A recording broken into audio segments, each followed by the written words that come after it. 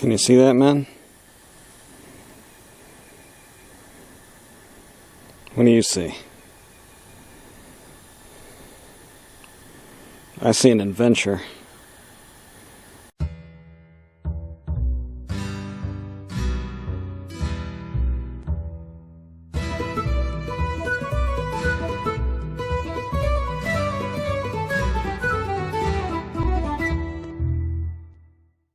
Alright, man, welcome back to This is part 2, I think, maybe, of building a chainsaw. I don't know. This is a Husqvarna 365 SP. I think that means special. And what we're going to do is what's called case flowing, or basically we're matching the case to the cylinder transfers. So I actually went out and spent some money on this one. It's actually well worth it. You look at the Wolf Creek stuff on eBay, and it's about 20-30 bucks more than some of the other places on there. But what you're getting with that is you're getting the good cylinder, and they also take the guesswork out for, like, you know, the seals and the good rings. You know, you want these caber rings. You're letting them do the work for you, right? Without trying to order like one ring from here and then a gasket kit from here and then the cylinder kit from somewhere else. But yeah, they provide a good service. I like that. Alright, so what we're going to do, we are going to bolt down the cylinder into the case here, and then make some marks on some stuff. You can see there the air travels up through there to get to the actual compression in the top of the jug there. So it's got this narrow little window to kind of try to squeeze through. So I'm going to do basically what the Iron Horse has showed us, and that's going to be to take this lip down and then work these transfers and then bolt it up into here and then work this down to match this. So that's what we're doing today. Welcome to Man Time. Yeah, the last episode ended, I was like, man, I need to get a new heat gun. And I got to Lowe's and saw they had Craftsman stuff there now. That sounds healthy. Country living. So anyways, I got to Lowe's, I saw this Craftsman stuff because I was saying I needed a new heat gun. And, you know, to my surprise, they were carrying like Craftsman stuff all over the place, right? And I saw this cutest little 1/4-inch ratchet. This is one of those things, you hold it in your hand and you're just like, I'm not leaving without this thing. But just, we'll talk about it real quick and then move on to putting a chainsaw back together. But this is kind of the problem with what's going on in America. Made in Thailand. Where's this one made? Made in Taiwan. Craftsman. Made in China. Cobalt. Had to get my SAE set of these, right? Made in Vietnam. I mean, this was once a proud American company. They can't say that anymore. I used to shop exclusively at like Sears. I mean, for obvious reasons, we can't do that anymore. But you would think at least, you know.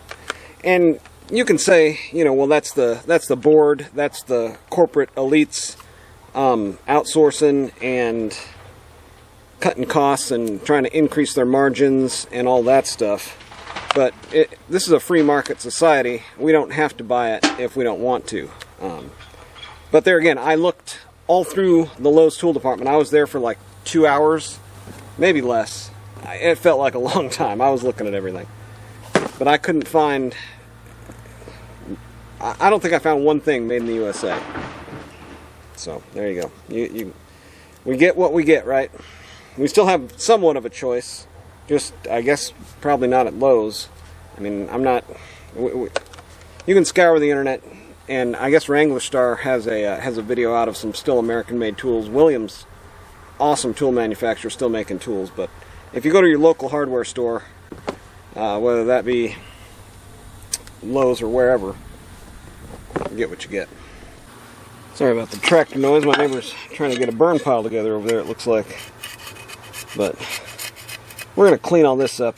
I don't know if you can tell. I mean, this is after like simple green soak, high pressure, hose water, simple green hose, and then eventually air, trying to get the filth off of this thing.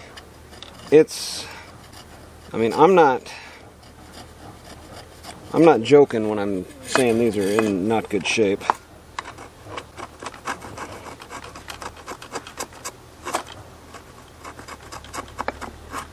Yeah, this is the part here where you really don't want to use a razor blade, because you can see there it's already kind of a little uneven. You've got a high spot here, and in between there, and you're trying to clear that, but a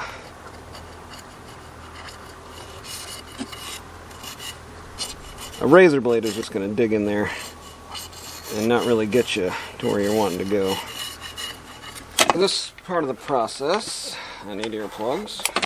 Yeah, these diamond tipped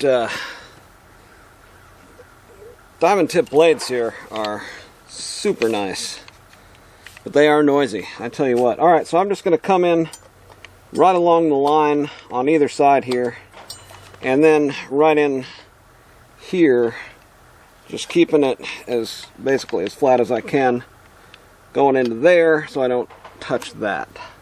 So it might be at kind of an angle there, actually. That's probably what I'll do, and then I'll take a...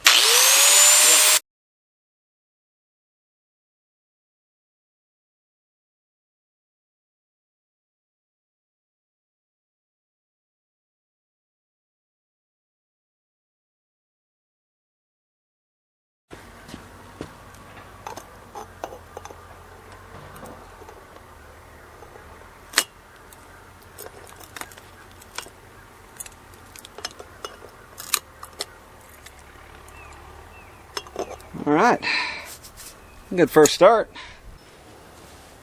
You guys want to see something cool? Look at this.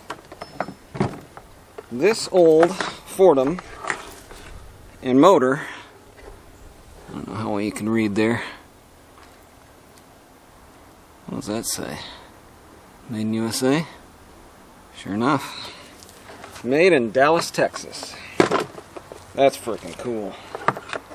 Now, using this makes me proud.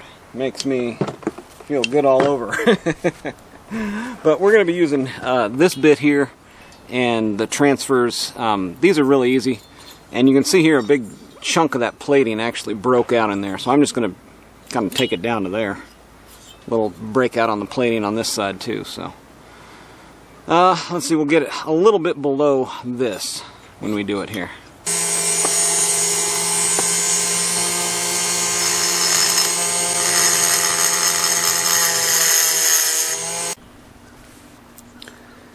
Alright, let's see if we can get a look at kind of what went on here. We can definitely see the damage that we did there, cutting those off of there. So I wouldn't recommend cutting those off with an angle grinder. Live and learn, right?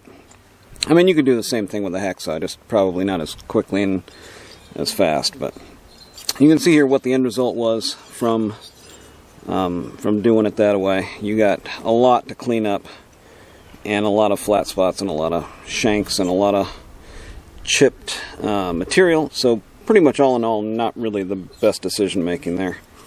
On the other hand, we've got our finished side here, and you can see there I just cleaned everything up, made it nice and smooth in, and took that center point basically into almost a point there.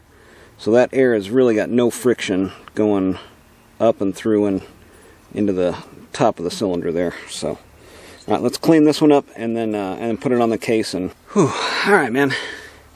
I mean, with just very little effort, and again using that kind of cone-shaped piece with the rounded ball on the end of it, was able to do all of this work here. Took it back just a little bit, and basically what you're doing is just giving it a straight shot. Again, just kind of finishing what I felt the cylinder wanted. Of course, if I'm going too fast or you're missing anything, I'm sure the Iron Horse has some videos where he kind of talks through exactly kind of what happened. But I took this ridge down, and so it's just below the mating surface here. And then once I got it to about where I wanted it, I started just hogging, so it's almost a sharp point. You know, it looks like an actual air passage where somebody took the time to look at it and, you know, determine that this is going to create good flow for air travel. So that's kind of what I was just doing. Again, just taking off any of the high spots, edges, and then just making straight shots. So let's put this on the case and actually start to kind of lay out where things are going to line up on either side of the case, and see if we can put some marks in there where we think we can grind to match this. Alright, so here's what we're talking about when we're talking about case matching or case flowing, and that's this right inside of there, where that air is shooting up into those transfers. And dang it if my job isn't pretty much already done for me. This case almost matches perfectly. I'm just going to get in there and just real lightly touch up where the orange paint meets up with the bottom of that transfer there. I mean, there isn't much to do. It's pretty darn close. Alright, so right in there, should be able to see maybe just a little bit of some additional shininess where the case meets up with the bottom of the cylinder. God, it's hard to get up there. It's either in the shadow or it's not, and it's impossible to see. But anyways, right in there, just a tiny amount of work on the case, and it is perfectly matched to that transfer. Oh, one thing, you want to make sure your intake is toward the intake side and exhaust is toward this big empty spot here where your exhaust goes. So, okay, one down. Time on the cylinder that I haven't touched yet. See if we can kind of see up under there and see what's going on. But you see just a little bit right in there of the orange where it meets up with the jug there, and it's not,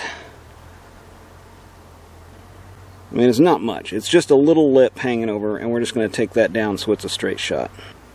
What we had to work with there. Perfect match. Now, another thing we can do also is make sure our gasket is matched up too. So we'll put that on the cylinder and make sure it's not going to restrict air as well. Now that we've got everything laid out so nice, it'd be bad to have that gasket with a big old, you know, chunk of it sticking over that lip, right? So, okay, let's get these all washed out, get this going back together here. And that's a sharp edge in there, isn't it? Ooh, I got some cleanup to do inside of there. I didn't do that. Got chunks of it missing there. I don't know if you can see in there, but right here, little chunks are missing. Right there. So, get in there with a little round filing and get all that sorted out. What do we got here, folks? That is a big chunk of UHMW, just slightly bigger than the diameter there of our jug. And what I'm going to do is I'm going to chuck this up, get this flat across here, and then come in and put a shoulder on it somewhere. I really want it to bottom out in the cylinder, so I'm just going to measure to where it bottoms out and then cut a shoulder in here somewhere. Just try to match it, you know. Yeah, I mean, I want the shoulder to be after these. I don't want it to rest on the shoulder. I want it to rest up in the top of the cylinder here as my stop. So I need to get a flat surface here, take it down to 52 millimeter, just about enough to clear these wings, and we should be good to go. Okay, so we've got our big piece of UHMW chucked up here. It was way out of round to begin with, so I created center around this live center. You can see there now it's perfectly cylindrical, I guess you would say. Alright, so now we're going to chuck up this piece in here. You know what? Now, before I do that, I'm going to come in and face off what I can face off here up to my live center. Let's do that first. And to do that, I'm going to need you down here, and you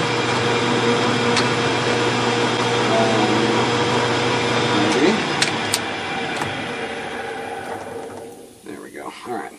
Just switching my feeds out here. Can you see down here? Yeah. So that reverses the gear, this gear, coming to this, and then now I can set up here and just auto feed in.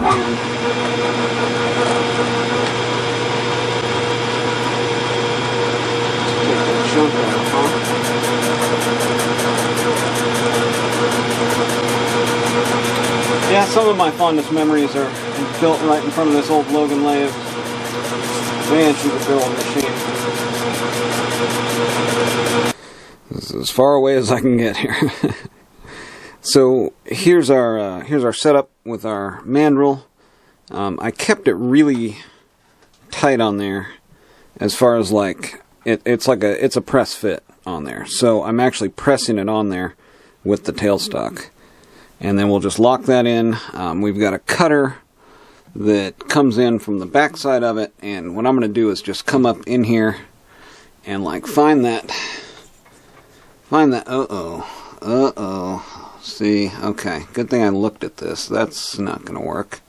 See, it's going to hit. Wow, yeah, good thing I looked at that. So that little setup there isn't going to work, but what we might be able to do is put it in going this way. Let's see here. Something, yeah, or something that reaches out. The other thing I can do is check to see where this clears, and then just take my tool, I'll loosen these 4 screws here, and then take my tool and run it, further out this way until everything clears. That's what I'm going to do. So, where are we at here? Let's see how far. Okay, that's clear. Alright, see what I'm doing here? I'm just making sure this is going to clear my tooling all the way around. And I've got to make it clear the tooling, okay? And now I know that my tooling can't get any closer than this. So then what I'm going to do is extend this and extend it all the way until it touches here. And then that way I know exactly... That way I know exactly, if I've got the tool bottomed out where I'm not supposed to be, it's still not going to hit my tooling back here. And, if you've never run a lathe before, just know that it's something you really have to pay attention to. If I wasn't paying attention and had turned the chuck on there, and this cylinder would have smashed against my tooling, there would be severe things happening. Not just like minor things, but really, really bad things. I want to see if I can get three of these bolts here. I think I can. Okay, so I'm going to start with the tool out more and just kind of come in halfway. Alright,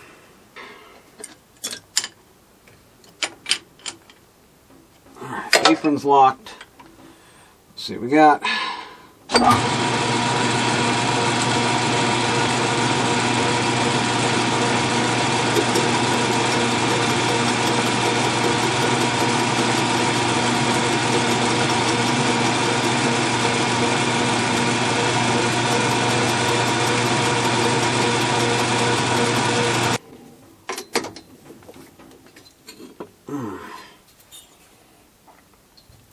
Alright, How'd we do?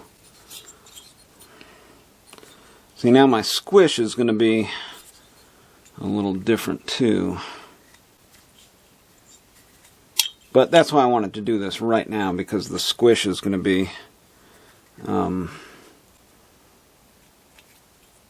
now I can measure the squish and have the number to work to, right? Alright, well, no real secret here.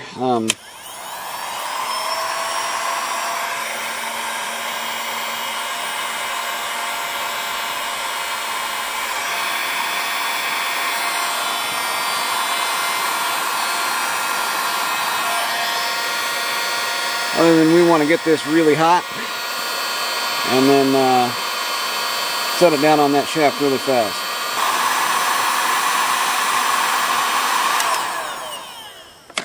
I think we're there. Yep. Smooth as silk.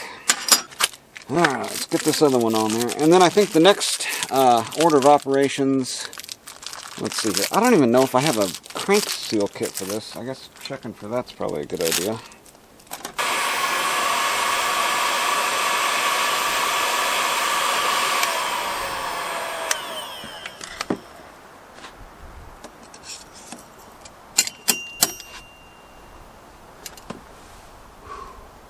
That one was close.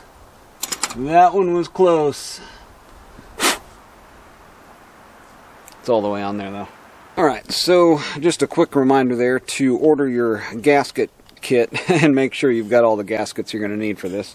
I thought I had ordered the one that came with like the crank gasket, but I guess it was just the bearings and the seals, so just make sure to do that. So now I'm going to have to wait on a gasket to come, and then we'll get this project put back together and finished up. But alright guys, welcome back. Well, it's welcome back for me. This is a couple days later. I had some issues with the Titanical cylinder. You know, in Texas, we got a saying, fool me once. Well, you fool me once, you fool me once. Now, you remember that guy? What an idiot. Anyways, I worked real hard on that. We did the machine work, we did the port work. The plating on that was just falling apart. I had worked with that Italy Tech TT whatever cylinder for that 61. I didn't have one issue with plating breaking up in there. And there's going to be a time in your journey where you're going to have to decide, is it good enough? Am I going to settle with mediocrity? And for me, the answer was no. So I ordered another piston. It's a couple days later, and I got all caught back up. I did the same thing. I did the transfer work, and then I case matched the case to that transfer work, cleaned everything up. Basically the same thing I did on that other one, but I didn't actually just waste my time. And you can see on here, it's still not perfect. Like right in there, the plating chipped. Inside of each of these transfers, the plating was chipping. And I had heard people start to talk about that, like... Anyways, we're going to get this all back together. I am going to go through there with a diamond burr, and I've actually done that already. You can see on some of the ports here. I've just gone over and just went around the whole thing with a diamond burr, unlike in that Italy Tech one where I didn't have to do that, but that's where we'll start. So let's get this saw back together. Let's get our timing wheel on it. Let's get it timed, see where the timing numbers land. I'm going to about the same numbers on this one as I did on the last one. 160-ish exhaust. I'm going right at that 20,000 squish though. I want to machine this down to get right there. I want this one to be my personal saw, 365 special going to a 372 52 millimeter. I want this to be my pride and joy, right? I was not going to accept mediocrity. So that's what's happening. All right, let's get this crankshaft back in here and see if we can get the saw back together. I'm going to use, what am I using here? I'm using some gasket flange sealant to hold my gasket in place when I do that. Now, let's take a look here. I actually want to, yeah, I was boning up watching some of Tin Man's stuff before I did this. I want to stick the crankshaft in the side with the holes or with these things.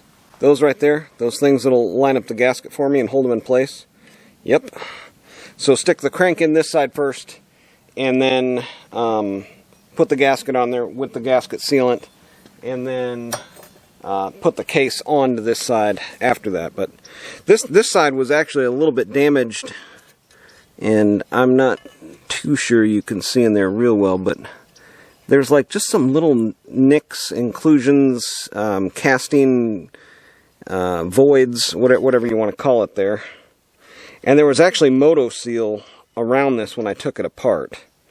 So I'm debating whether or not to put moto seal back on it. And I'm not sure if it was that way from the factory or not. I mean, it looks... I took a little bit of a diamond file to it to kind of smooth it out.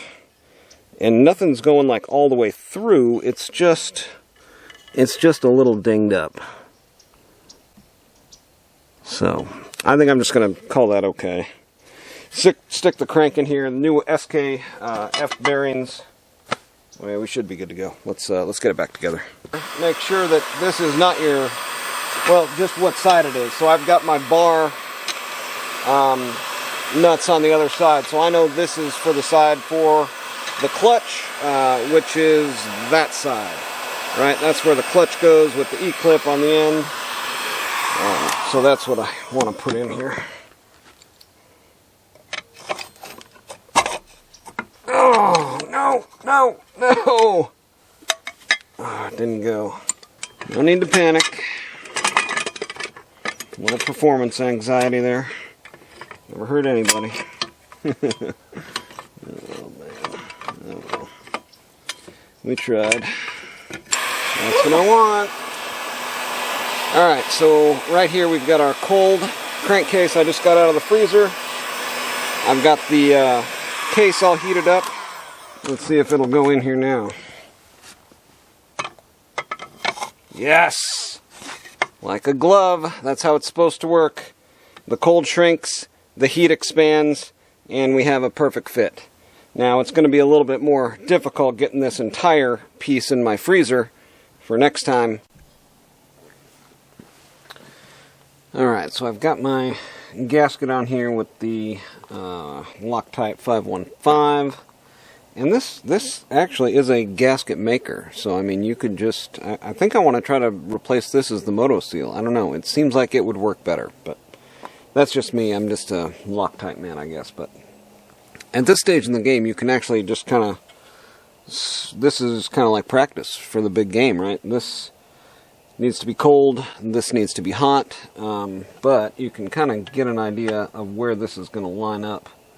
You know, I've got this lining up, I've got this lining up right here, so I'm actually able to look through here and see that, and then I'm just kind of practicing, you know, what this is going to look like as the finished product. So when this is actually like really nice and hot, I can shoot and get it aligned right, you know, the first time. And I actually practiced this before I got the crank in there. It's actually pretty tight just to get it, you know. So I've got one half of the case there in the freezer, and the other half just kind of sitting there waiting. But I'm going to get started on the piston while I'm waiting, thanks to the Iron Horse. You know, he lets us know right away these sharp edges are not good, and then there's some stuff you can do in here for a little weight reduction. I did get my wish. I've got the dual pistons, the dual piston ring cylinder, but this is actually pretty stout, pretty heavy. It is going to be a pop-up, and we're going to do everything we can to get right down there to that 20 thousandths with really nice high compression. So let's get this cleaned up, and then we'll get that case back together.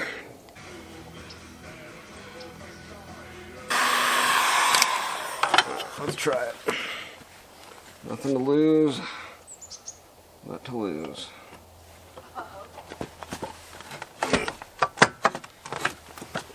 Nope. Nope. So let's just try something here. That didn't go well at all, but let's see if I can cool the bearing down and heat the case up at the same time, and maybe it'll just kind of want to go in here. Yeah. Okay, so that went in there. Now, let's heat this whole thing up, and then just press it together.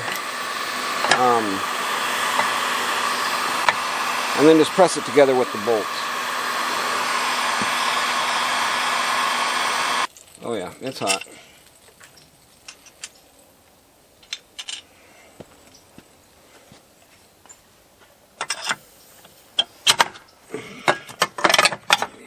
Oh, come on.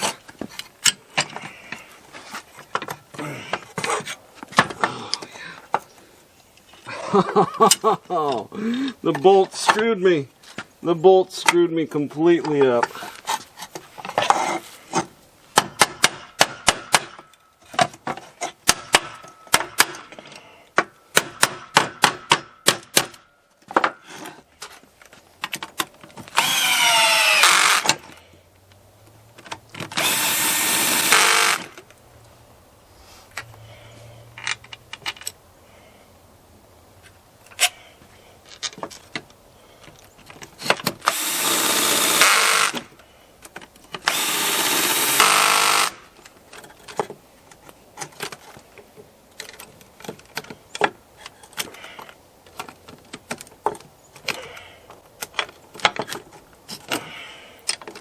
Well, that went about as wrong as it could possibly go, but it actually looks like it worked, so, I mean, is it wrong if it worked? So we are at the best part here, where we get to check our squish on our piston, so let's try that.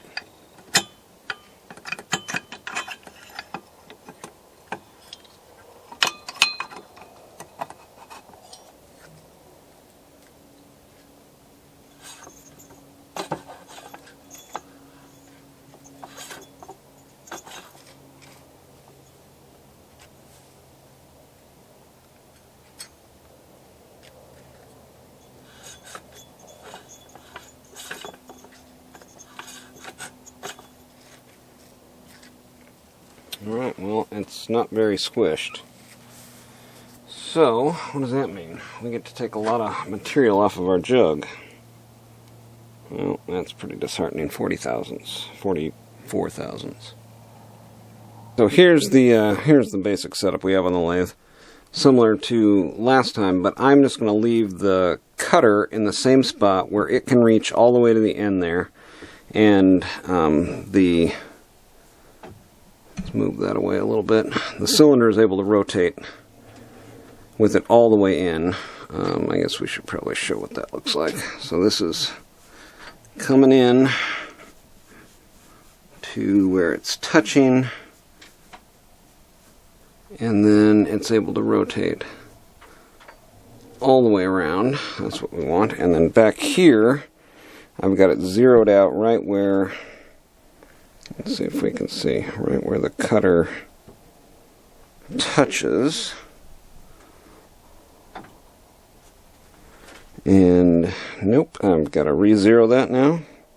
Everything is so touchy on these things. I mean, you just, like, I can touch the base and the thing is, you know, moving a little bit. So, alright, we'll re-zero that. We'll take 22 thousandths off and see where we end up.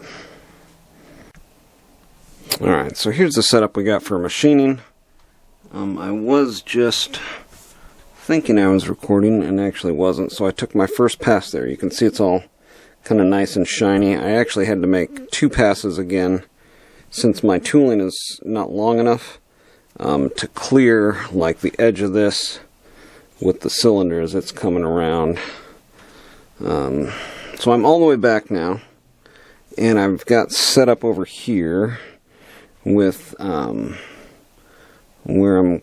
where I just got done machining. So I've got it set at 0 where it was. I'm coming in to take 20 thousandths-ish off. I'm just going to take another, not quite there. Let's go back, because it likes to take off like not just a couple thousandths.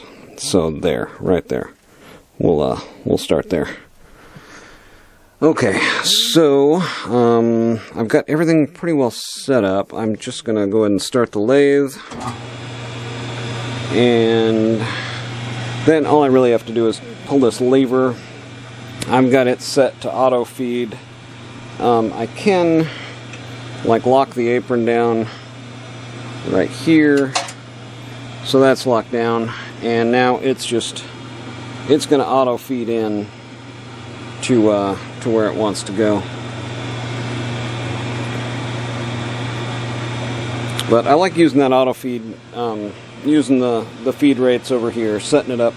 This is, I mean, we're pretty close to as slow as it'll go, but it'll actually go quite a bit slower. And here we go to cutting. And here we are on the final pass, 21. And then I'll put it back on the jug and see what it looks like, but you can see there it's flaking off powder, and I mean that was, I think, 3/1000ths. So alright, here's our final product, and now we can go and put it back on the cylinder.